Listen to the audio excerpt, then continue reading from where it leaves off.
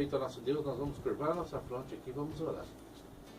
Santo, Santo, Santo, Eterno Deus e Pai, nós te damos graças, Senhor, porque nós estamos unidos agora numa corrente de oração e buscamos a unção e as bênçãos do Teu Santo Espírito, ó Pai. Em especial, nós gostaríamos de pedir por cada um dos membros da nossa equipe aqui, do programa Momentos de Paz, que tudo seja feito para a honra e glória do Seu nome, Senhor. Que o Senhor também possa abençoar nossa amiga de todas as noites, a Cida, lá do Caldo de Cana, seus familiares, seus negócios. O Senhor continue abençoando ela, dando força. Pai, mais uma vez nós gostaríamos de apresentar, entregarmos nas Tuas mãos a vida da nossa irmã Nilceia. Que o Senhor coloque no coração dela a certeza e a presença do Teu Santo Espírito, do Teu amor. Que a vitória venha e que venha realmente como o Senhor promete, que seja uma vitória plena de saúde, de todas as dificuldades que ela tem passado, Senhor. Nós pedimos, ó Pai, que atenda urgentemente esse pedido. Nós sabemos a dificuldade, os problemas que a nossa irmã Nicéia tem passado. Ligou para cá também a nossa irmã de todas as noites, a Daniele. Que o Senhor possa abençoar o lar dela, que o Senhor possa iluminar cada uma dessas pessoas e todos os nossos rádio ouvintes dessa noite, ó Pai. Nós não sabemos qual o motivo que essa pessoa está dobrando o joelho, ou está curvando a fronte, ou está em oração, mas que o Senhor possa atender de acordo com a sua plena vontade, ó Pai. Buscai o coração do aflito, buscai o coração daquele que está buscando, está desesperado, que não vê mais solução, daquele que está pensando inclusive em atentar contra a própria vida, Senhor. Que ele dê uma chance a mais para Jesus, que ele abra o coração para o Espírito Santo, que ele aprenda o caminho da luz, o caminho de Cristo. Pai querido, fique conosco também nesse momento em que nós vamos falar de Ti.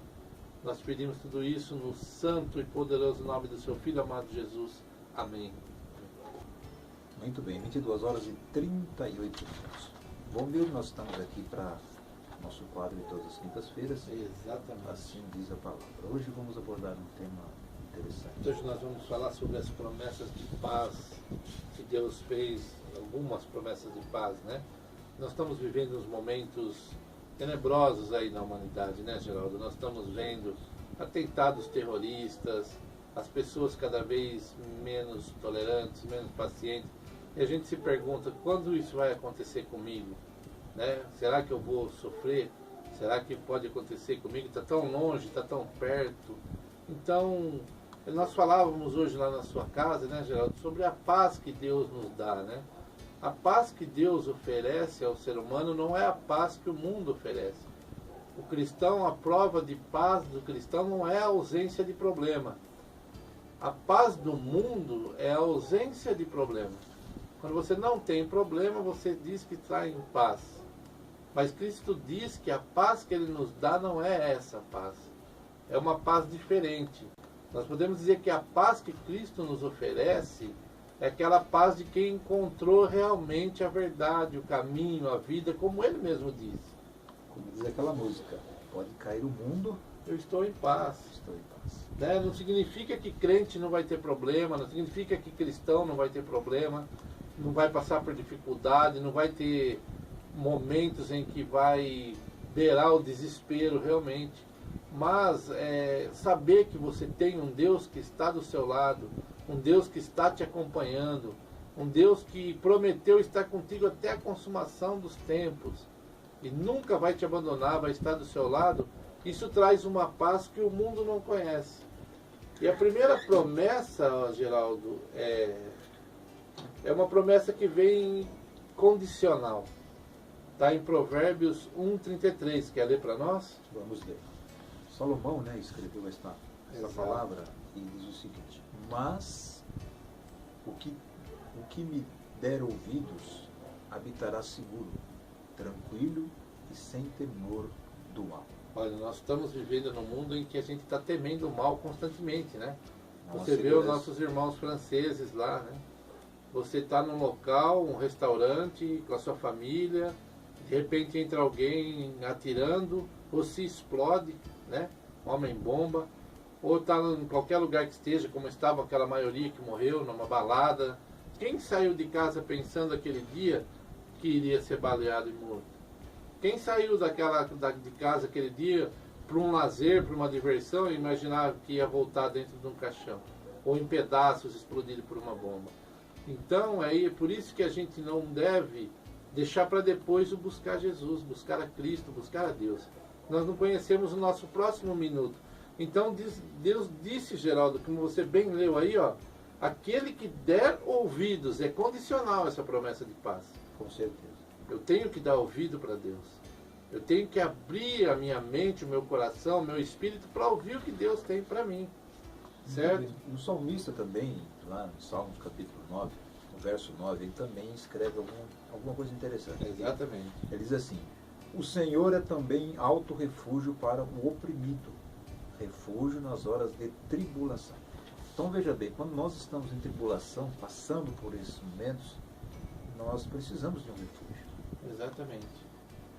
Também é esse refúgio que só o cristão conhece. Porque ele não é um refúgio material, ele não é um refúgio físico. Não é um lar de pedra, não é um lar de tijolos. Aonde eu estiver e por onde quer que eu esteja passando, qualquer que seja a tribulação, esse refúgio está comigo. Basta você ver a ação ou a reação de pessoas que conhecem a Deus nos momentos de desespero e aqueles que não conhecem a Deus. Um exemplo clássico, irmão Geraldo, é um velório. Exato. Se você vai num velório de alguém que não conhece a Cristo, não conhece as promessas, não conhece aquelas promessas de Deus, você sabe que ali a situação é de total desespero. Não existe o refúgio, não existem as promessas, não existe a paz. Lógico que nós sofremos, lógico que nós sentimos a perda. Mas você sabe que ali não é o ponto final, ali está acontecendo algo, mas Cristo tem uma promessa maior, de um reencontro. Então você percebe nitidamente o que é você ter o refúgio, essa paz de Deus e buscar naquele momento de desespero e de você não ter esse refúgio. Muito bem, mas o salmista ele escreve no Salmo 27, de 1 a 5, algumas especificações com relação à paz. Veja, ele diz primeiramente que o Senhor é minha luz e a minha salvação. De quem terei medo? O Senhor é a minha fortaleza, da minha vida, a quem temerei? Ele faz uma pergunta: se eu confio em Deus, se eu tenho Ele como minha luz, eu devo ter medo de alguma coisa? Claro que não. A própria Bíblia diz que nós não devemos temer aquele que pode matar o corpo, mas sim aquele que pode jogar a alma no fogo eterno, né? Nas chamas. Então, lógico que não é porque eu não tenho medo que eu vou me expor. Não é isso que a Bíblia diz. Olha, pode ir lá no meio de onde está acontecendo um tiroteio que você está sendo protegido. Não é isso que a Bíblia diz. Nós temos que ter coerência, nós temos que ter juízo, nós temos que... Porque você é cristão, você não vai atravessar a rua, porque você tem fé, você não vai atravessar a rua sem olhar para os lados. Ou nem entra na jaula do leão, né? Exatamente. Né? Isso seria na realidade, eu estou provocando a Deus, né, quando eu faço isso. Né? Eu estou, de uma certa forma, tentando a Deus, né? O que aqui ele fala do medo aqui, ele não deve ter medo, é com relação a enfrentar os problemas, as dificuldades. Porque Exatamente. a gente não vai passar o problema, a aflição sozinho. A gente vai ter alguém do nosso lado. Exato. A diferença essa que faz a diferença. Você saber que você tem alguém do seu lado, te ajudando, trabalhando para livrar você. Para te Exatamente. dar a vitória, né? E esse alguém é Jesus. A gente faz a nossa parte, a gente vai até onde, né? Humanamente é possível. E aí Deus ele está apoiando as nossas ações. E o salmista continua dizendo que quando os malfeitores me sobrevêm para me destruir, meus opressores e inimigos, eles tropeçam. Eles é que tropeçam e caem. E continua dizendo: ainda que um exército se acampe contra mim, não me atemorizará o meu coração. Estourar contra mim a guerra, ainda assim eu terei confiança. Uma coisa peço ao Senhor, e a buscarei, que eu possa morar na casa do Senhor todos os dias da minha vida, para contemplar a beleza do Senhor e meditar no seu templo. Pois no dia da adversidade ele me ocultará no seu pavilhão, no recôndito do seu tabernáculo, me acolherá, elevar-me-á sobre uma rocha. Então são promessas, né? Aí ele usa o termo habitação, mas não é habitação, ainda ele não está lá na nova terra, ele não está lá, mas ele já está contemplando isso e ele já está vivendo isso pela fé.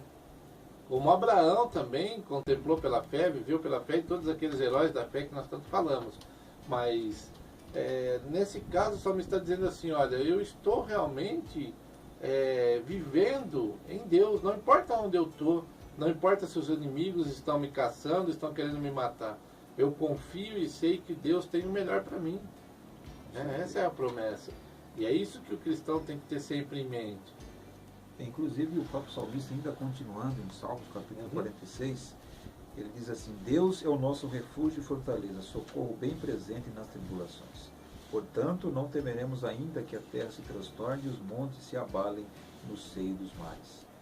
Ainda que as águas tumultuem e espumergem, e na sua fúria os montes se estremeçam. Então, isso é um complemento, né, de tudo que a gente falou.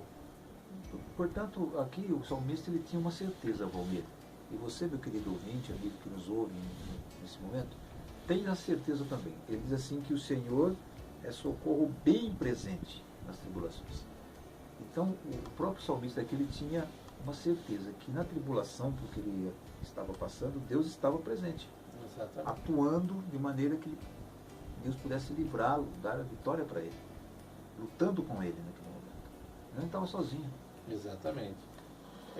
Às vezes a gente pensa, né, que mas às vezes livrou certo personagem, como livrou Daniel na cova do leão, mas permitiu que Estevão fosse apedrejado. Mas olha só, nós temos que entender uma coisa: Deus tem um propósito para cada vida.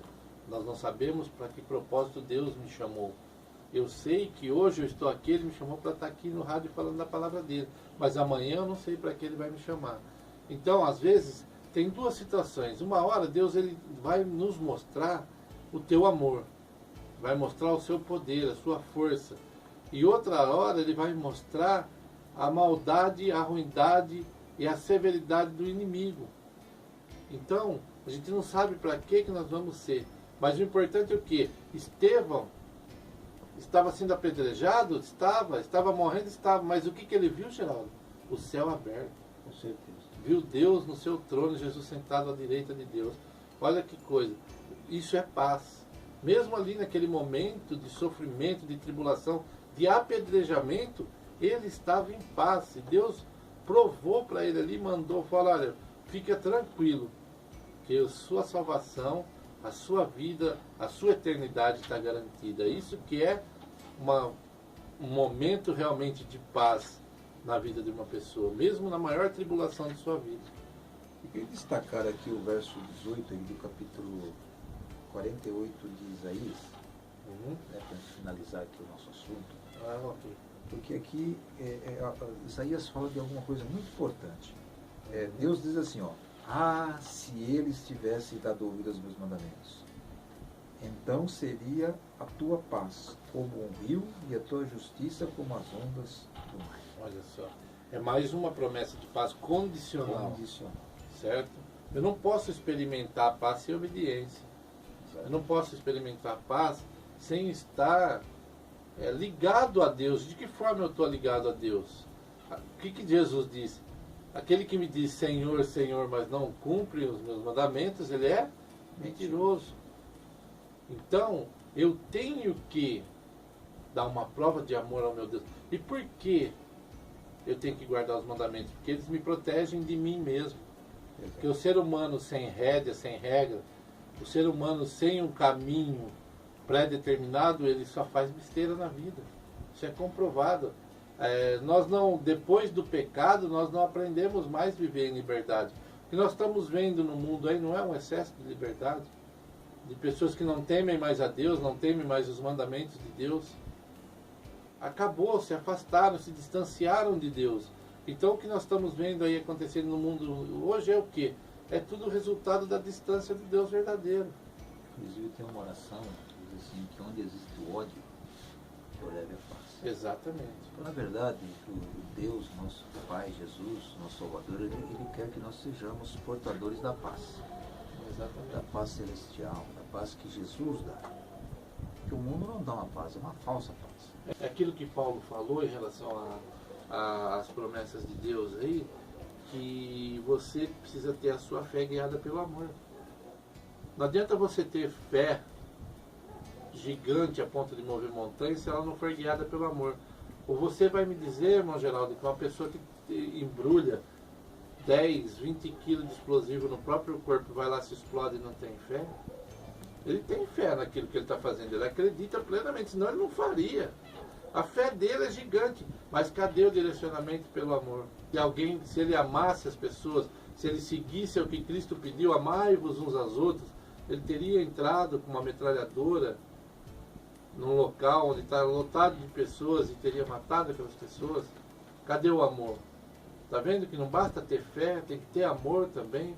Então, Geraldo, é isso. As promessas de Deus estão aí, para aqueles que o seguem, para aqueles que o guardam os mandamentos. Não significa que você não vai ter problema, não significa que você não vai ter tribulação. Você vai ter como qualquer outra pessoa.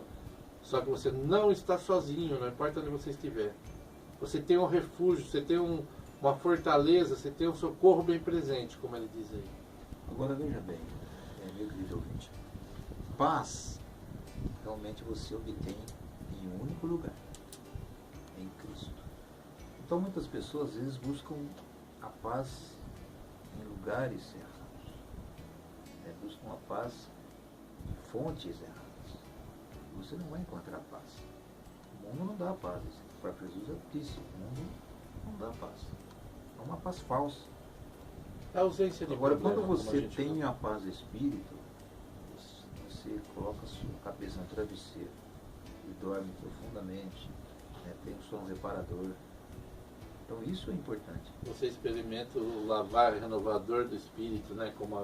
Então é uma paz que não dá para você colocar para a pessoa, para quem vive, não dá para colocar essa paz numa teoria. Não dá para ser teórico. Só quem vive e experimenta. E é esse o convite que nós temos para você essa noite. Experimentar. Para que você... O que importa, por exemplo, Geraldo, se eu pegar uma laranja aqui, por mais bonita que seja, e chupar ela na sua presença, você não vai saber que sabor ela tem. Você tem que provar. Então, o que a gente está te oferecendo hoje é que você busque a Cristo. Você busque ao Espírito Santo, você busque a Deus. Que você prove dessa paz que nós estamos falando. Ela está disponível para você, ela está aí, basta você querer.